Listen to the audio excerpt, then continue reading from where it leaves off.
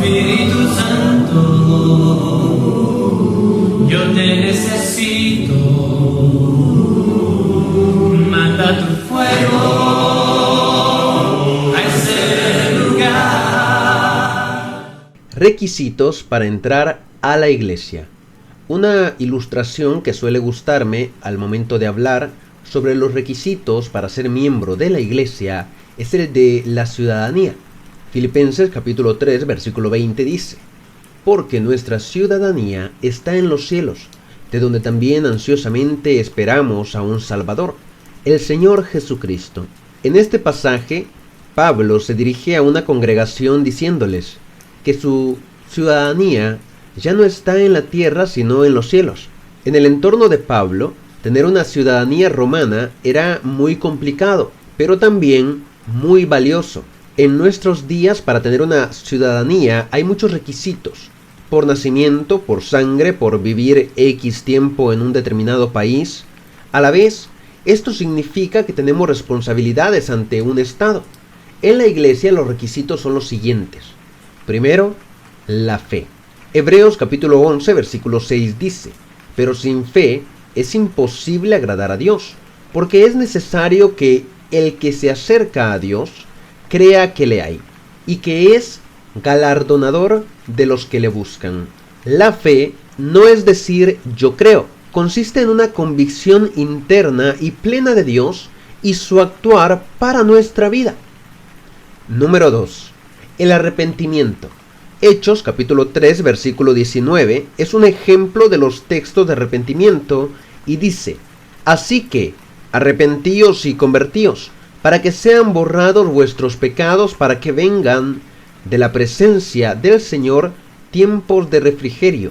De igual forma que con la fe, el arrepentimiento es algo que nace del interior de todo el ser humano, no de forma superficial. Número 3. La confesión de fe. Romanos capítulo 10 versículo 9 al 10 dice que si confesares con tu boca que Jesús es el Señor y creyeres en tu corazón que Dios le levantó de los muertos, serás salvo. Porque con el corazón se cree para justicia, pero con la boca se confiesa para salvación. Ahora bien, Mateo capítulo 7 21 dice, en contraposición a Romanos: no todo el que me dice Señor, Señor, entrará en el reino de los cielos, sino el que hace la voluntad de mi Padre, que está en los cielos. Entonces, ¿a qué se refiere confesión de fe? Bueno, muchas veces creemos en nuestro corazón, pero por miedo a familiares, perder amistades o conflictos políticos, no estamos dispuestos a que el mundo sepa que creo en el Evangelio de Cristo. Era justo lo que acontecía en Romanos, ya que los cristianos debían enfrentar las leyes del Estado, al decir Jesús es el Señor, ya que rechazaban al César como Señor. Confesión de fe es estar dispuestos a negar al mundo y aceptar a Dios sin miedo a lo que podamos perder. Número 4. El bautismo.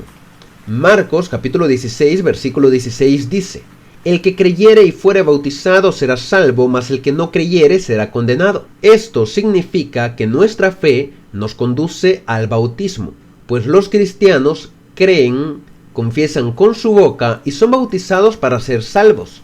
A esto, Hechos capítulo 2 versículo 38 añade: Pedro les dijo: arrepentíos y bautícese cada uno de vosotros en el nombre de Jesucristo para perdón de los pecados, y recibiréis el don del Espíritu Santo. Debido a que el perdón de pecados es dado en el bautismo y entonces el Espíritu mora en la persona, es hasta ahí que somos sellados como miembros de la iglesia. En palabras más actuales, en ese momento es cuando recibimos la identificación, el ID o cédula, que hace constar que somos parte del reino de Dios. No una identificación física, sino algo espiritual, el Espíritu Santo que nos sella en nuestro corazón. Número 5. Perseverar hasta el fin. Este es el requisito más difícil, el más complicado, pues perseverar en medio del rechazo familiar, social o de otro tipo no es nada sencillo. Mateo capítulo 24 versículo 13 dice: mas el que persevere hasta el fin, éste será salvo.